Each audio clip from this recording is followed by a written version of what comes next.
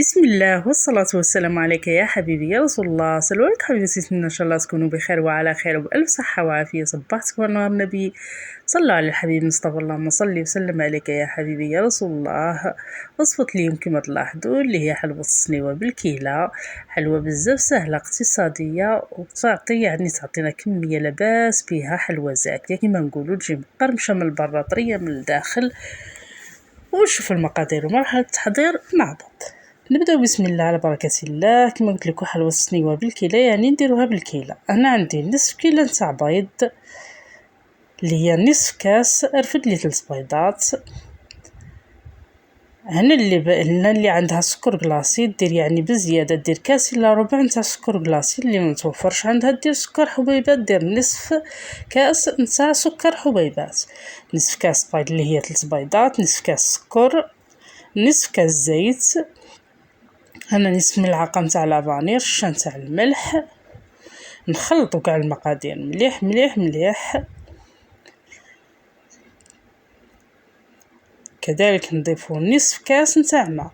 الا كان هنا كان الحل بارد نديروا الماء نديروه يكون دافي، واذا كان الحال حامي في الصيف نديروه بارد. ونخلطوا مليح مليح مليح.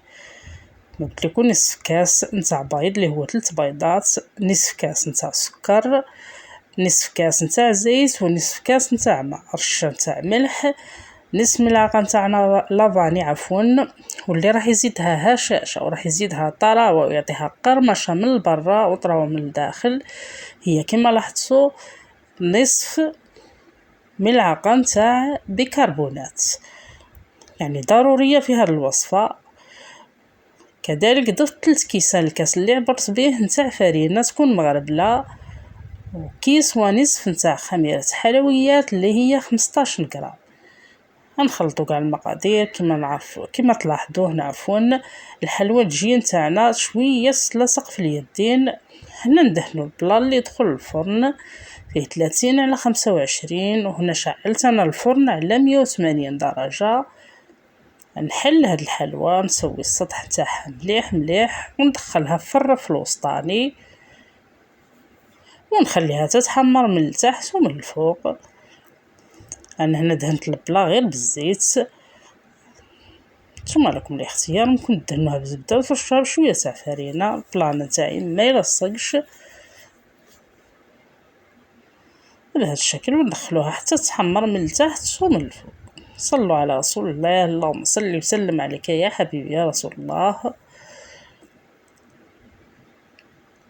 انا اللي دخل اول مره القناه نقول له الف مرحبا بك. ما تنسوش فقط الاشتراك في القناه، كذلك ديروا داك اللايك هو اللي يطلع الفيديو الاكبر عدد من المشاهدات.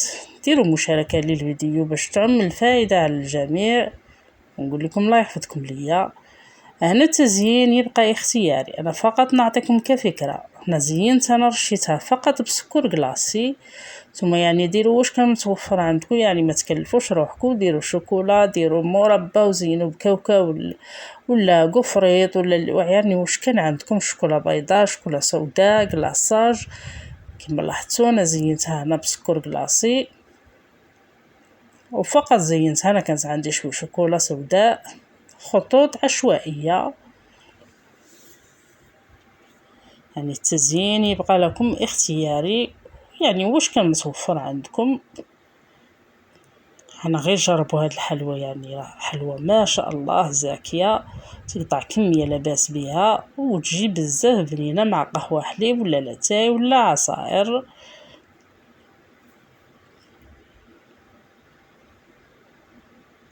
ونقطعوها، انا قطعوها مربعات، قطعوها مستطيلات، مقروطات، لكم الاختيار. المهم جربوا لي الوصفه، وصفه صح تستحق التجربه. يعني وكما نقولوا هذا وقتها،